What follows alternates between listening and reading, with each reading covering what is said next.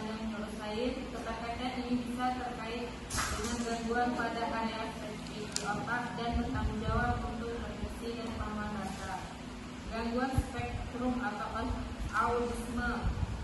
Anak dengan ASN sering mengalami masalah kognitif dalam komunikasi dan interaksi sosial. Disleksia atau kesulitan bahasa dan disfagia kesulitan menulis. Meskipun lebih menonjol di usia sekolah dasar, dari kesulitan ini dapat terlihat sejak anak usia dini. Pengaruh lingkungan dan stimulasi terhadap plastisitas otak. Neuroscience menekankan bahwa otak anak memiliki plastisitas yang sangat tinggi. Permasalahan muncul ketika anak sangat kurang mendapatkan paparan bahasa yang kaya interaksi verbal yang tinggi. Selanjutnya yang dijelaskan oleh Rita. Kedua, saya akan melanjutkan hasil resumen dari permasalahan yang terjadi pada perkembangan bahasa anak usia dini dalam ilmu kajian neuroscience. Perkembangan bahasa pada anak usia dini merupakan fondasi penting untuk kemampuan kognitif, sosial, dan emosional di masa depan. Kajian neuroscience memberikan pemahaman mendalam tentang bagaimana otak memproses bahasa dan bagaimana gangguan pada perkembangan otak dapat menyebabkan berbagai masalah bahasa. Adapun area otak yang terlibat dalam bahasa, yang pertama itu area broca, area Wernicke, korteks auditori, korteks motorik, korteks visual, dan area asosiasi. Adapun permasalahan perkembangan bahasa, yang pertama yaitu keterlambatan bicara atau juga sering disebut sebagai speech delay. Menurut kajian neuroscience, keterlambatan bicara dapat disebabkan oleh berbagai faktor neurologis, termasuk masalah pada area broca, korteks motorik, atau koneksi antara area-area ini.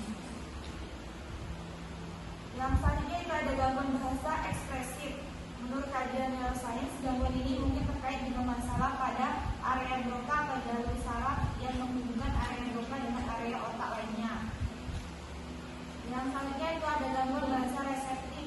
Menurut kajian neuroscience, itu gangguan ini mungkin terkait dengan masalah pada area Wernicke atau korteks auditori. Anak-anak dengan gangguan bahasa reseptif mungkin mengalami kesulitan dan dalam memahami instruksi, mengikuti percakapan, atau memahami cerita.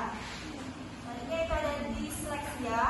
Penelitian neuroscience telah menemukan perbedaan dalam struktur dan fungsi otak anak-anak dengan disleksia, terutama di area yang terlibat dalam pemrosesan fenologis, kemampuan manipulasi bunyi bahasa. Perbedaan ini dapat menyebabkan kesulitan dalam membaca, mengeja, dan menulis. Yang terakhir yaitu ada autisme.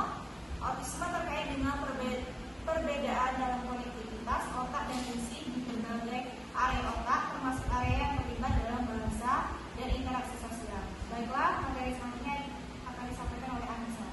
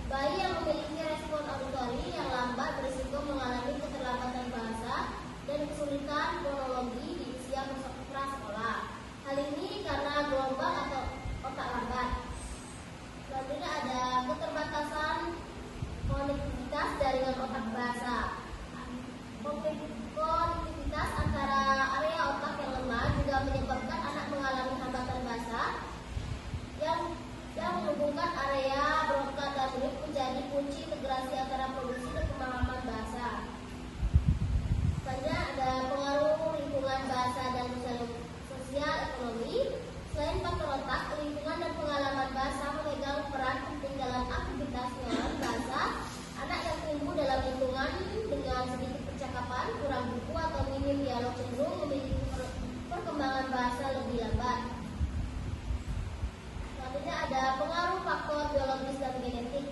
Beberapa studi menemukan adanya faktor biologis dan genetik dalam permasalahan bahasa yang berperan penting dalam koordinasi otak bicara dan pembelajaran bahasa, dapat mengembangkan perkembangan fonologis. Selain itu, kelahiran prematur, kekurangan oksigen saat lahir, serta paparan rokok pada ibu hamil. Baiklah, materi selanjutnya akan disambung oleh Mbak Nurul. Saya akan melanjutkan materi di Indonesia, yaitu pemahaman tentang dasar neuroscience perkembangan bahasa memberikan implikasi besar bagi pendidikan anak usia dini. Pendidikan perlu memahami bahwa stimulasi bahasa yang intensif dan berkualitas akan memperkuat koneksi sinaptik pada era bahasa anak.